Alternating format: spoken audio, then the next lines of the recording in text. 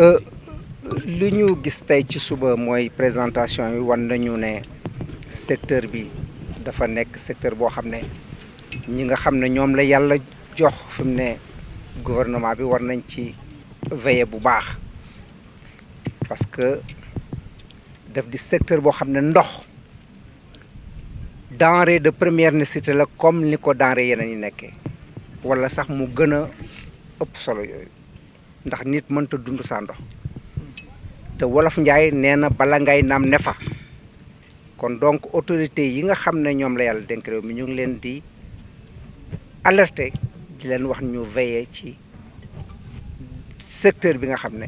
war nañ ko mun a ñoŋal ba pente bi nga xam ne moom la ñu nekk ñu conserver ko investissement yi nga xam ne amoon na retard ba ñu xaw koo combler retard boobu dootuñ ci dellu gannaaw loolu nag dafa laaj ñu veiller ci gannaaw bi ñu xoolee li nga xam ne mooy présentation yi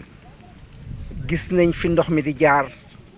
bu jógee ko Cëñit Kër Momar Sarr jaar ci foofu ñuy wax ne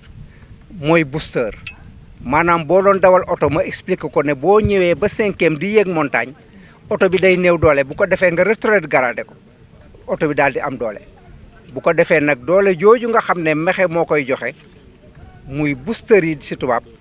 ñooy indi ndox mi fii ci réservoir yi bu Fandène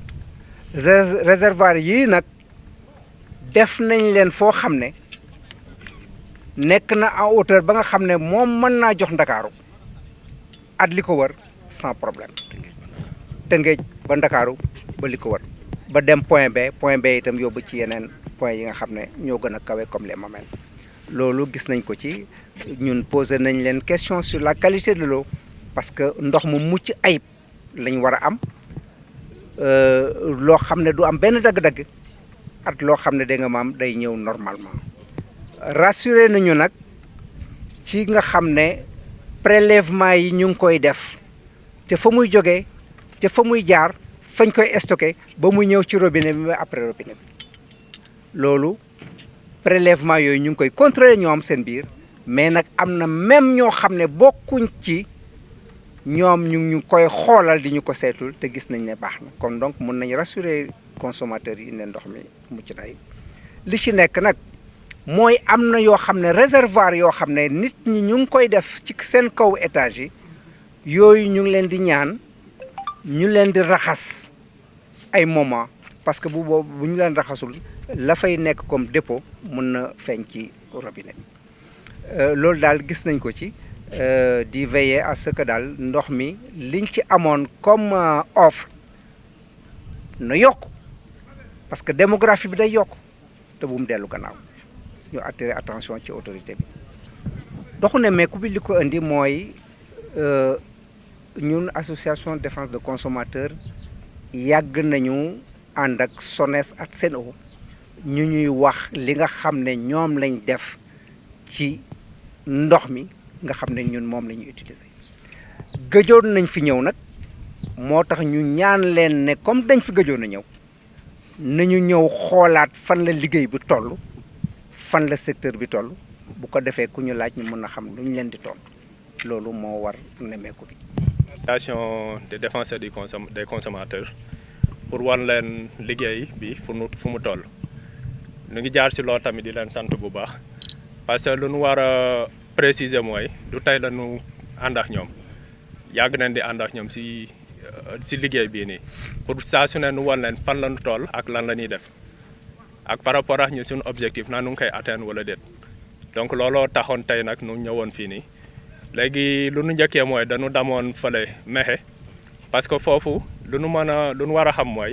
KMS 3 dafa am ñaari pàcc dafa amoon benn pàcc boo xam ne moom mooy jëlee ndox mi de Kër Momar Sarr war ko indi ba fii Thiès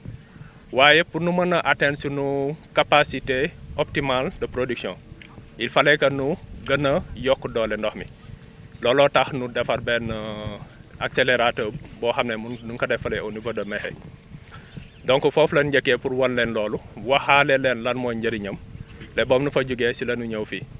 léegi lu tax nu ñëw fii c'est pour wax leen ñun liggéey bu nu def parce que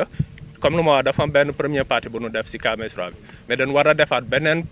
partie boo xam ne loolu dañu war a dugg si biir gox yi maanaam yokk capacité ouvrage yu ñu fi am ba pare yokkaale tamit tuyaux yi nga xam ne moom moo nekk fii nii si principalement si triangle Dakar Mbour ak Thiès donc looloo taxoon mënu tax a jóg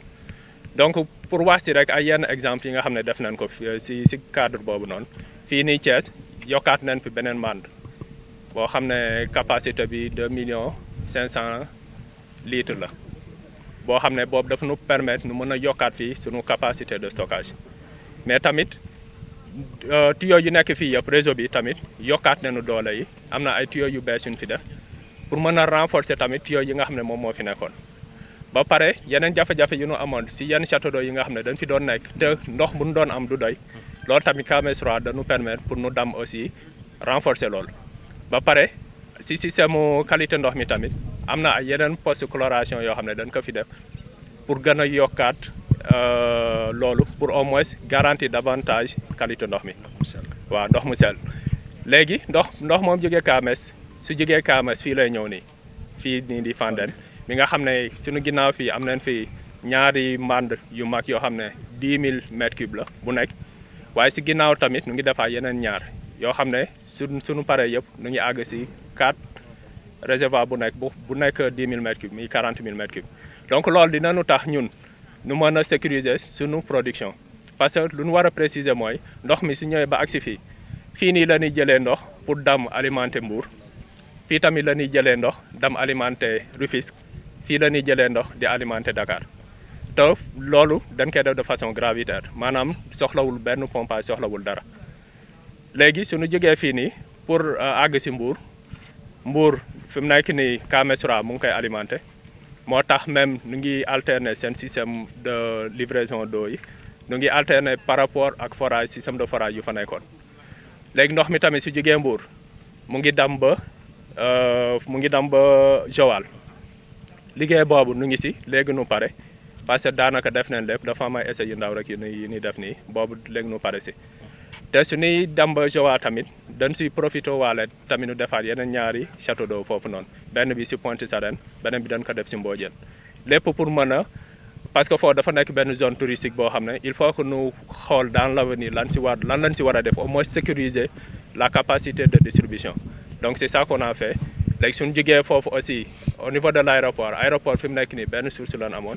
mais si comme projet KMS 3 bi on en a profité nu yokkaat si yeneen ñaari source boo xam ne benn bi mu ngi jógee si réservoir 5000 bu nu def au niveau de Diass mais aussi au niveau de KMS 3 bi mais Diass aussi réseau bu ñu fa def dañu permettre par exemple nu def ay projection si les zones de Daga-Kholpa yi nga xam ne y a le pôle urbain buñ ko projeté y a aussi ndox mi dafay dem ba Toubab Dialaw donc yooyu yëpp on a mis des attentes yi nga xam ne dinañu permettre bis buñ si tollee suñu soxlaa pour ñëw raccorder leen dina ñëw nu raccorder ko yooyu yëpp def nañ foofu léegi suñu jigee foofu tamit dem nañ ba Rufisque waaw foofu def nañ fa ñaari château d'eau yu bees tamit yu 2,500 mètres cubes si Zakranda benn bi Zakranda beneen bi mu ngi si HLM yi donc def nañ fa ñaar ba pare defaat aussi beneen réseau boo xam ne pour renforcer comme lu nu def fii Thiès te loolu tamit la ñu def Dakar ndox mi su jógee fii ba àgg Diamniadio léegi dafay damaat ba Malika fi nga xam ne amaat nañ fa beneen mbànd boo xam ne moom mooy noo tolloo même capacité 10,000 ba pare mu amaale foofu benn booster boo xam ne dañuy permettre nu mën a jógee foofu noonu pour alimenter ñaari château d'eau yi nga xam ne nu ngi koy soog a def si biir Dakar si banlieue de Dakar bi donc am na ñaari château d'eau yoo xam ne tamit def nañ ko foofu ba pare dañu renforcer le système de distribution de l'eau am na conduite yu bëri yoo xam ne posé waat nañ ko fa pratiquement si diamètre yi nga xam ne entre 200 ba 300 ay 33 kilomètres def nañ ko foofu yu nga xam ne bokk la conduite bi nga xam ne moom moo war a renforcer le réseau existant bi nga xam ne mu ngi fa am na ay conduite de ceinture yoo xam ne yooyu yëpp dañ ko renforcer et ça aussi ça tend vers pour nu mën a améliorer aussi le système de la qualité de l'eau parce que ndox mun am fii KMS par rapport à suñuy xool ndox mu doon am au début par exemple si Parcelles Assainies léegi da ko gën a améliorer donc toujours ñun ñu ngi soucier wu sur la qualité de l'eau donc c'est ça moom moo ñuy poussé daanaka ñuy def yenn projet yii nii Oui, nous pouvons retenir qu'en début de journée, nous avons eu des présentations très édifiantes sur le secteur de l'eau.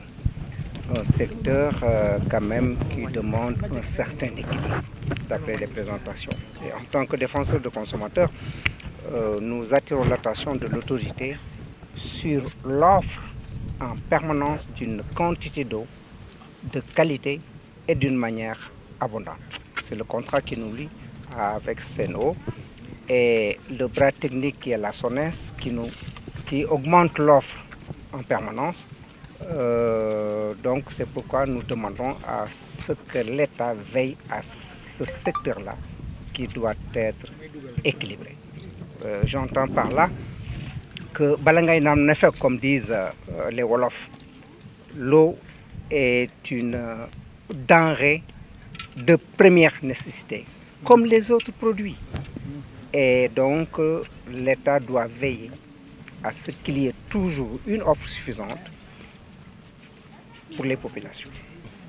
Après, nous avons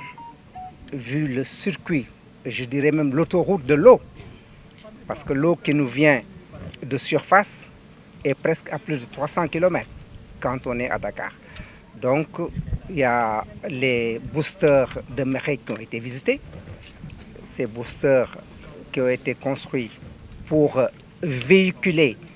reprendre de la vitesse l'eau qui nous vient de loin de Keur Momar pour atterrir au niveau des infrastructures de stockage de Fandène. Ces infrastructures de stockage permettent une autre distribution,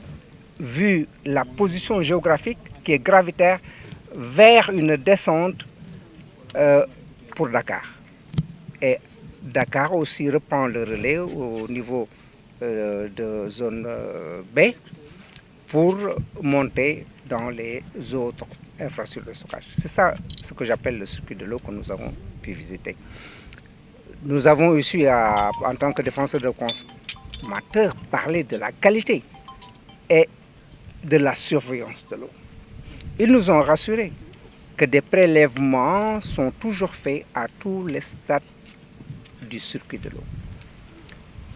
Et c'est rassurant quand on nous parle même qu'il y a un œil externe, comme Caritas et autres, qui aussi sont dans le contrôle. Donc on peut rassurer les consommateurs du Sénégal que nous avons quand même une eau de qualité. Parfois, des interrogations se font, mais il faudrait qu'on regarde aussi nos infrastructures, les réservoirs qu'on mette au-dessus des étages,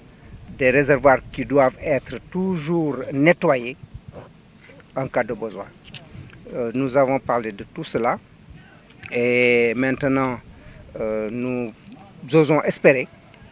que les investissements qu'on a eu à faire pour avoir KMS 3, pour le dessalement, tout ceci au profit des populations. Ces investissements vont continuer parce que les populations augmentent de plus en plus. Et que le retard qu'on avait eu au niveau des investissements, ce retard-là qui a été un peu comblé, ne sera qu'un vieux souvenir. Et qu'on ne tombera plus dans la recherche de l'eau sans trouver. Nous sommes sur une bonne pente et nous osons espérer que cette pente-là sera poursuivie par les nouvelles autorités. Bon, l'idée de cette visite de ce matin, c'était un peu pour présenter à nos collaborateurs, nos partenaires, l'association des défenseurs des consommateurs, pour faire un peu le point sur les travaux qu'on est en train de réaliser.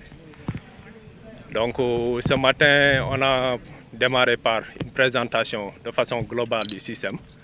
D'abord, si je prends le cas de KMS 3, donc on avait fait, qu'on a réceptionné depuis longtemps la première phase, à savoir la phase transfert, qui permet au moins d'amener l'eau jusqu'au niveau de ces réservoirs qu'on a derrière.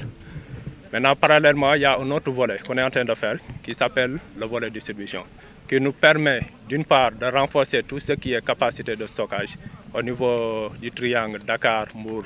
et Thiès, mais parallèlement aussi de renforcer le réseau. Donc, d'abord ici à Thiès, nous avons dans le cadre de ce volet distribution réaliser un nouveau château d'eau de 2 500 000 litres de capacité qui nous permet de renforcer la capacité de stockage. Mais parallèlement aussi, nous avons renforcé le réseau au niveau de Thiès. En plus de ça aussi, il y a les autres ouvrages qu'on avait ici qui avaient parfois des problèmes de manque d'eau. Donc on en a profité pour renforcer le système d'alimentation, mais parallèlement aussi revoir leur qualité d'eau. Parce qu'il y a eu des postes de chloration qu'on a pu améliorer. Donc c'est ça qu'on a pu faire au niveau de Thiès. Maintenant, arrivé ici au niveau de Thiès, ce qu'il faut préciser, c'est qu'on pompe l'eau de Kamel jusqu'à ici. Mais arrivé au niveau de ces réservoirs, des 2 réservoirs qu'on a ici, et il y a 2 autres qu'on est en train de réaliser derrière, avec les mêmes capacités. Chaque réservoir, c'est 10 000 m3. Donc présentement, on a sous réserve 40 000 m3. Là, à partir d'ici, l'eau part gravitairement d'abord jusqu'à Mbour, mais parallèlement jusqu'au niveau de Dakar, en passant par Rufisque. Donc à Mbour, il y avait d'abord un autre projet qu'on avait fait qui nous avait permis d'anticiper sur certains ouvrages, à savoir 2 châteaux d'eau qu'on a au niveau de Pointe-Sarène, mais également au niveau de Mbodiène, plus la conduite qui doit quitter Mbour pour aller jusqu'au niveau de Joal. Donc c'est ce projet Kamesra-là qui nous permet d'alimenter, en plus de Mbour, ces localités, en passant par tout ce qui est zone touristique. Mais aussi, ce qu'il faut savoir préciser aussi, il y a un réservoir de 5 000 m3 qu'on a réalisé au niveau de Dias, plus un renforcement de l'eau qui passe jusqu'au niveau de Toubab Dialaw. Et ce réservoir va nous permettre de sécuriser tout ce qui est alimentation en eau aux alentours de l'AIBD, en passant par les pôles urbains de Dago-Kholpa jusqu'au niveau de Toubab Dialaw. Mais aussi, on en a profité du moment que l'aéroport est un point stratégique pour renforcer les sources d'alimentation en eau de l'aéroport. À travers, il y avait d'abord une seule source d'alimentation, mais entre-temps, nous avons pu faire dans le cadre du volet distribution 2 autres renforcements. D'abord à partir du réservoir de 5 000 m3 qu'on a au niveau de Dias, mais parallèlement aussi avec la conduite de Kamesra. Donc si on quitte ici, on est passé par Rufisque, où on a pu réaliser 2 châteaux d'eau, et ça c'est une première. 2 châteaux d'eau de 2 500 000 litres de capacité. Oui, à Zakranda, mais parallèlement aussi nous avons renforcé le réseau. Et cette eau-là, si ça quitte ici, arrivé au niveau de Point K, donc ça part directement au niveau de Malika. Où présentement, nous avons réalisé un ouvrage de stockage de 10 000 m3, plus une station de pompage qui va nous permettre d'alimenter 2 nouveaux châteaux d'eau qu'on a réalisés au niveau de Guédiawaye pour renforcer la livraison de l'eau au niveau de la banlieue de Dakar. Donc ces 2 réservoirs aussi, ça c'est une première. Et nous avons quand même opté pour le faire, pour au moins sécuriser davantage le problème qu'on a au niveau de Dakar. Et cette eau de Kamesra, surtout par exemple si je prends le cas des Parcelles Assainies, en termes de qualité d'eau, ça permet au moins d'améliorer la qualité. Parce que d'habitude l'eau qu'on distribuait par rapport à l'eau qui vient de Kamesra, donc là on a vu une nette amélioration. Donc de façon résumée, c'est ce qu'on voulait leur présenter d'abord au niveau de la salle, mais également ici pour leur faire part des ouvrages qu'on a réalisés, au moins faire un prototype, à savoir les 2 réservoirs qu'on a ici et les 2 autres qu'on a de l'autre côté qui nous permet au moins de sécuriser tout ce qui est aspect stockage. Bon, ce qu'il faut savoir, c'est-à-dire nous avons des schémas directeurs qui nous permettent de voir sur des horizons. Et par rapport à ça, tout ce qui est en termes de stockage, en termes de production, en termes de distribution, tout ça, nous l'avons déjà planifié. Ça, c'est des planifications que l'on fait. Et même récemment, il y a des études qu'on est en train de faire. D'abord, au niveau de Dakar, mais parallèlement aussi, au niveau du triangle, je veux dire Dakar, Mbour, Thiès, mais aussi en dehors même de ce triangle-là. Donc ça, c'est des actualisations du schéma directeur qu'on a réalisé, qu'on a présenté même récemment. Donc au moins ça, c'est un support qui pourrait leur permettre vraiment de pouvoir planifier les projets, au moins pour garantir l'accès à l'eau de façon universelle.